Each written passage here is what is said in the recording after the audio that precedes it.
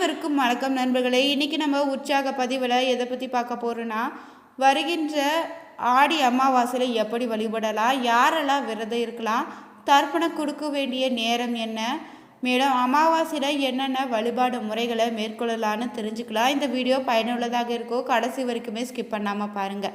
நீங்கள் முதல் முறையாக உற்சாக நியூஸ் சேனலை பார்க்குறீங்களாக இருந்தீங்கன்னா சேனலுடைய பெல் பட்டனை கிளிக் பண்ணி சேனலை சப்ஸ்கிரைப் பண்ணிக்கோங்க. லைக் பண்ணுங்கள், ஷேர் பண்ணுங்கள். மேலும் நீங்கள் ஜோதிட ரீதியான சந்தேகம் இருந்துச்சுன்னா ஜோதிடத்தில் ஒரு தெளிவான பதிவையும் பரிகாரத்தையும் பெற்றுக்கொள்ள வீடியோவில் டிஸ்கிரிப்ஷனில் கொடுத்துருக்க நம்பருக்கு நீங்கள் மறக்காமல் கால் பண்ணி தெரிஞ்சுக்கோங்க. வாங்க நண்பர்களே, வீடியோக்குள்ளே போகலாம். வருகின்ற ஜூலை 24, 2025 அன்று ஆடி அமாவாசையாக அமைஞ்சிருக்கு. இந்த ஆடி அமாவாசையினுடைய விரத பலன்கள் என்ன, எத்தனை மணிக்கு நம்ம தர்ப்பணம் கொடுக்கலாம், யார் தர்ப்பணம் கொடுக்க வேண்டும், யார் விரதம் இருக்கலாம், ஆடி அமாவாசையினால் செய்யக்கூடியவை செய்யக்கூடாத பல விஷயங்கள் என்னென்னு ஒவ்வொன்றா நம்ம தெரிஞ்சுக்கலாங்க. தமிழ் மாதத்தில் பார்த்தீங்கன்னா ஆன்மீக சிறப்பான மாதம் தான் ஆடி மாதம் அமைஞ்சிருக்கு. ஆடி மாதத்தில் ஆடிப்பூர, ஆடிப்பெருக்கு, வரலட்சுமி விரதம், ஆடி வெள்ளிக்கிழமை, ஆடி அமாவாசை, ஆடி கிருத்திகைன்னு அதிக ஆன்மீக நாட்களாக வரப்போகுது. இதனால் தான் ஆடி மாதத்தை அம்மனுக்கு உகந்த மாதமாக சக்தி மாதம்னு சொல்லுவோம். பல சிறப்பு நாட்களை கொண்ட இந்த ஆடி மாதத்தில் வரக்கூடிய அமாவாசை ஆடி அமாவாசைன்னு சொல்லுவோம். இந்த அமாவாசையில் வழிபடுவது சிறப்பான நாளுங்க.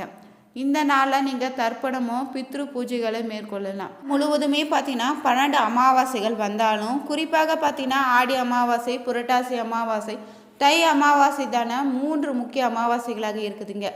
ஆடி அமாவாசை நாள் மற்றும் நேரம் பார்த்தீங்கன்னா வருகின்ற ஜூலை 24, 2025 அன்று தான் ஆடி அமாவாசையாக அமைய போகுது.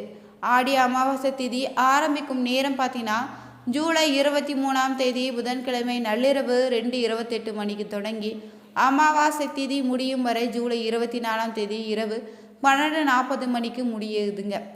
மற்ற அமாவாசையை விட இந்த ஆடி அமாவாசை சிறப்பு வாய்ந்ததாக இருக்குது. இந்த நாளில் நாம் இருக்கக்கூடிய விரதம் அளவில்லாத புண்ணிய பலன்களை நமக்கு அள்ளித்தரப்போகுதுங்க. முன்னோர்களுக்கு அவர்கள் மறைவிற்கு பிறகு செய்யக்கூடிய பித்ரு கடன்னு சொல்லக்கூடிய தர்ப்பணம் அளித்து விரதம் இருந்து அவர்களிடமிருந்து நாம் ஆசி பெறுவதற்கு வேண்டிய வரங்களை பெறுவதற்கு ஒரு சிறந்த நாள் தாங்க ஆடி அமாவாசை. ஆடி மாதத்தில் வாழ்ந்து மறைந்து முக்தி பெற்ற முன்னோர்களை நினைத்து வழிபட வேண்டிய ஒரு அவசியமான நாளாக இருக்குது. இப்படி வழிபட்டிங்கன்னா நிறைவேறாத ஆசைகள், சாபங்கள் ஆகியவற்றில் இருந்து பித்ரு லோகத்தில் இருக்கக்கூடிய முன்னோர்கள் பார்த்தீங்கன்னா ஆத்மாக்களுக்கு சாந்தி கிடைத்திடுங்க. இந்த நாளில் நாம் செய்யக்கூடிய தர்மங்கள் பார்த்தீங்கன்னா தர்ப்பணங்கள் தலைமுறையாக நம்முடைய பாவங்களை, சாபங்களை நீக்க உதவுமா. ஆடி அமாவாசை நாளில் நீங்கள் எள்ளும் தண்ணீரும் நிறைத்து தர்ப்பணத்தை அளிப்பது அளவில்லாத புண்ணிய பலன்களை உங்களுக்கு தேடித்தருங்க. பித்ரு கடன்களை முறையாக நீங்கள் நிறைவேற்றலனா கூட பித்ரு தோஷம் வந்து உங்களுக்கு சேர்ந்துடும். பித்ரு தோஷம் இருந்துச்சுன்னா எந்த தெய்வமும் நமக்கு அருள் செய்ய நினைத்தாலே அது தடைப்படுன்னே சொல்லலாம். அதனால் தெய்வங்களின் அருள் கிடைக்க வேண்டும்னா நீங்கள் முதல்ல பித்ருக்களுக்கு செய்ய வேண்டியதை முதல்ல செய்யணுங்க. ஆடி மாதத்தில் வரக்கூடிய அமாவாசையில் மூதாதையர்களை வரவேற்கும் அமாவாசை நாளாக அமைச்சிருக்கு. அன்று நீங்கள் நீர்நிலைகளில், கடல், ஆறு, குளம், ஏரி உள்ளிட்ட இடங்களில் முன்னோர்களுக்கு பிடித்த உணவுகளை படைத்து தர்ப்பணம் கொடுத்துடுங்க. அன்னதானம் கொடுப்பது சிறப்பான பலனை தேடித்தரும். நீர்நிலைகளுக்கு சென்று தர்ப்பணம் கொடுக்க முடியாதுன்னா கூட வீட்டிலேயே நீங்கள் தர்ப்பணம் கொடுக்கலாம். இறந்தவர்கள் இறந்த தேதி தெரிந்தவங்க ஆடி மாதத்தில் வரக்கூடிய அமாவாசையில், தை அமாவாசை, மாகாளய அமாவாசை தினங்களில் திதி தர்ப்பணம் கொடுப்பது சிறப்பாக அமையுங்க. அமாவாசை திதி தர்ப்பணம் கொடுக்க வேண்டிய நாள் வியாழக்கிழமையாக சூரிய உதயத்திற்கு பிறகு நீங்கள் தர்ப்பணம் கொடுங்க. வியாழக்கிழமையில் 7:30 மணிக்கு மேலே நீங்கள் தர்ப்பணம் கொடுக்கலாம். ஆடி அமாவாசையில் விரதம் இருந்தீங்கன்னா கிடைக்கக்கூடிய பலன்கள் என்னென்னு தெரிஞ்சுக்கலாம். பித்ரு தோஷம் நீங்கிடுங்க. பசுக்களுக்கு நீங்கள் இன்றைய நாள் அகத்திக்கரை வழங்கிடுங்க. பித்ரு தோஷத்தால் தடைபட்டிருந்த குலதெய்வ அருளும் உன்னி கிடைத்திடும். குடும்பத்தில் அனைவருக்குமே ஆரோக்கியம் தருவதோடு நிதி பிரச்சனைகள் தீர்ந்திடுங்க. அன்னதானம் இந்த நாளில் வழங்கலாங்க. காக்கைக்கு உணவு கூட இந்த நாளை அளித்திடலாம். இரவு சாப்பிடும்போது ஒரு கைப்பிடி நீங்கள் அன்னம் முதல்ல எடுத்து சாப்பிடுங்க. கிழக்கு திசை பார்த்தவாறு தான் அமர்ந்து நீங்கள் இந்த நாளை தர்ப்பணம் செய்யணும்.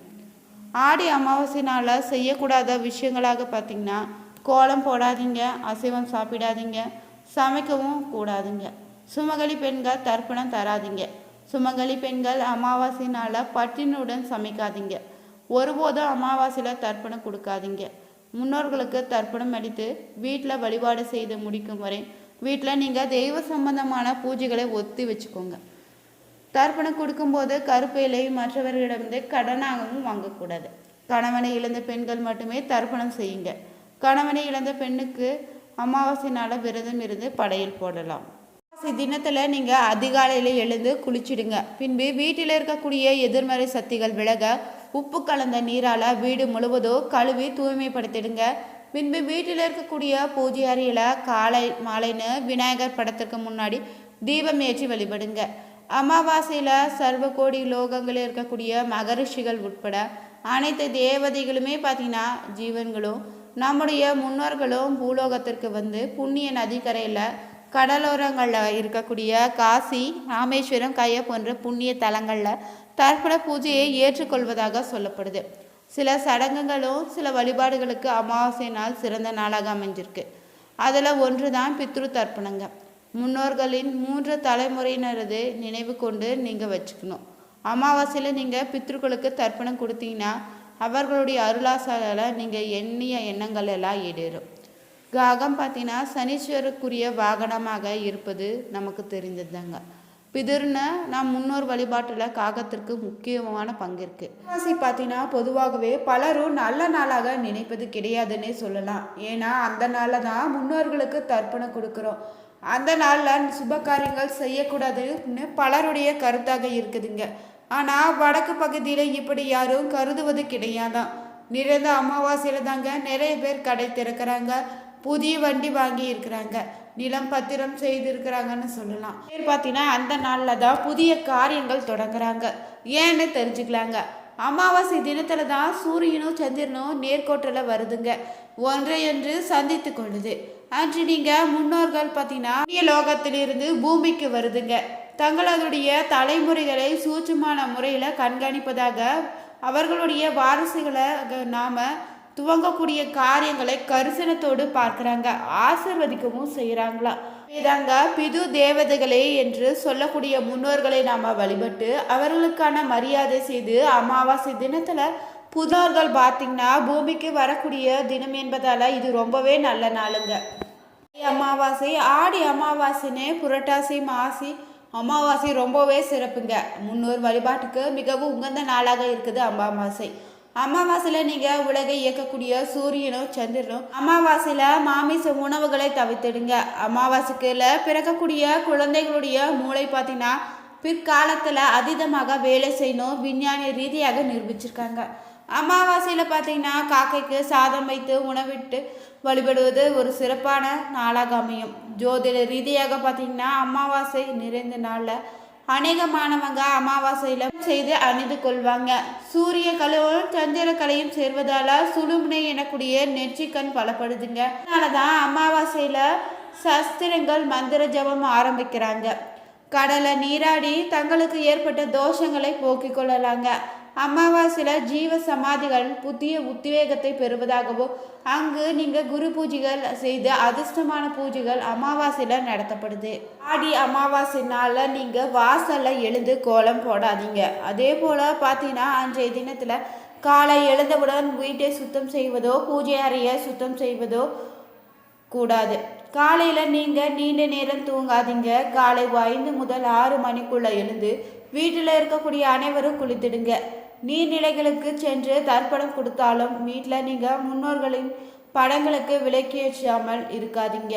பூஜை அறையில் விளக்கேற்றுவதோடு தனியாக முன்னோர்கள் படத்திற்கு நீங்கள் முன்னாடி ஒரு அகல் விளக்கு வைத்து நல்லெண்ணெய் ஊற்றி விளக்கேற்றி வழிபடணும். முன்னோர்களுக்கு படையல் போட்ட உணவை வீட்டில் உள்ளவங்கள் மட்டுமே சாப்பிடுங்க, மற்றவர்களுக்கு கொடுக்காதீங்க. வெளியாட்களை வீட்டிற்கு அழைத்து உணவளிக்க கூடாது. இந்த நாளில் அப்படி உணவளிப்பதாக இருந்தீங்கன்னா பகல் 12 மணிக்கு பிறகு தான் நீங்கள் உணவளிக்கணும். முன்னோர்களுக்கு படையல் போடும்போது ஒற்றை இலையாக போடாதீங்க, 2 இலைகள் போட்டு தான் நீங்கள் படையல் இடணும். பித்ருக்கள் போட்டோக்களை நீங்கள் அங்கொன்று இங்கொன்றுமாக வீட்டில் மாட்டி வைக்காதீங்க. ஒரே இடத்துல வைத்தே படையல் போட்டு வழிபடுங்க. காகத்துக்கு சாதம் வைத்த பிறகு தான் நீங்கள் பித்ருக்களுக்கு படையல் இடணும், அதற்கு முன்பாக படையல் இடாதீங்க. இந்த பதிவு உங்களுக்கு மிகவும் பயனுள்ளதாக இருக்கும்னு நினைக்கிறேன். அதுக்குனால மறக்காமல் உற்சாக நியூஸ் சேனலை சப்ஸ்கிரைப் பண்ணிக்கோங்க. லைக் பண்ணுங்கள், ஷேர் பண்ணுங்கள், கமெண்ட் பண்ணுங்கள். அனைவருக்கும் நன்றி நண்பர்களே.